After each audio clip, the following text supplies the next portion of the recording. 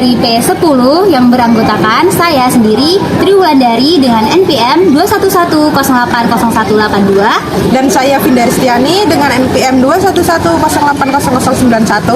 Saya Minggu dari NPM 211080188 dari kelas PKPI 6G dengan mata kuliah Pengembangan Teknologi dan Inovasi Bimbingan Konseling dan Dosen Pengampu SDT SMP. Kami di sini akan menyajikan sebuah video singkat mengenai layanan informasi bimbingan dan konseling. Untuk lebih jelasnya, mari kita simak video berikut ini. Oke, di sini kita akan membahas emosi, mengontrol emosi. Nah, teman-teman pernah nggak sih kalau marah wajahnya suka memerah, jantungnya deg-degan, atau pernah nggak sih teman-teman lihat ada orang yang kalau marah membanting barang-barang yang ada di sekitarnya? Nah, apakah semua itu termasuk emosi? Yuk kita simak video berikut ini. Jadi guys, semua ekspresi yang keluar dari kita itu merupakan emosi, baik itu senang, gembira, marah, sedih, kecewa, semuanya itu adalah emosi. Kok bisa? Bisa dong, karena emosi itu dibagi menjadi dua, yaitu emosi positif seperti emosi yang membahagiakan, dan emosi negatif seperti emosi yang menyedihkan seperti marah, sedih, dan takut. Nah, sekarang kita bisa dong membedakan dari gambar ini mana emosi positif dan mana emosi negatif. Seperti gambar ke-1 dan ke-4 adalah emosi yang positif, sedangkan gambar kedua dan ketiga adalah emosi negatif. Nah, pada dasarnya emosi itu harus diekspresikan loh, karena kalau tidak justru emosi ini bisa berbahaya buat kita, terutama emosi yang negatif.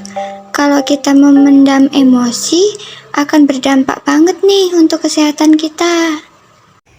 Oke, di sini selanjutnya kita akan membahas cara mengekspresikan emosi, yaitu khususnya pas lagi marah.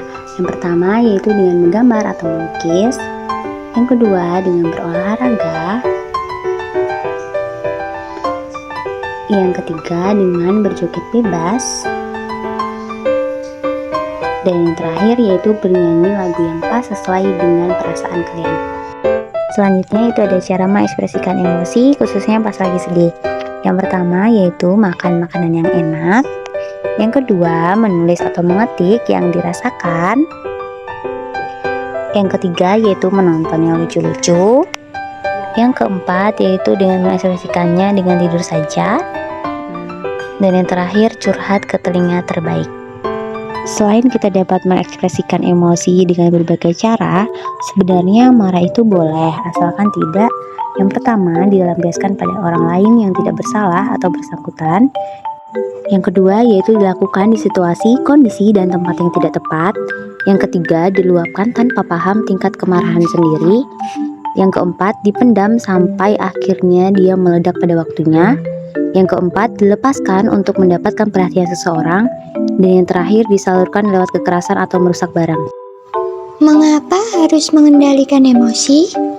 Karena emosi yang berlebihan hanya akan membuat penyesalan, menyakiti hati orang yang sayang ke kita, menambah masalah baru, merugikan diri sendiri, dan akan dijauhi oleh orang-orang terdekat.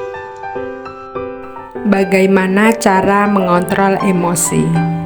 Di sini ada beberapa cara ya guys untuk mengontrol emosi, yaitu yang pertama diam sejenak, yang kedua tarik napas dan hembuskan perlahan, yang ketiga berhitung dalam hati atau zikir, yang keempat menjauh dari tempat yang membuatmu emosi, yang kelima tenang dan berpikir solutif, yang keenam lampiaskan dengan hal yang positif, dan yang ketujuh anggap semua baik-baik saja.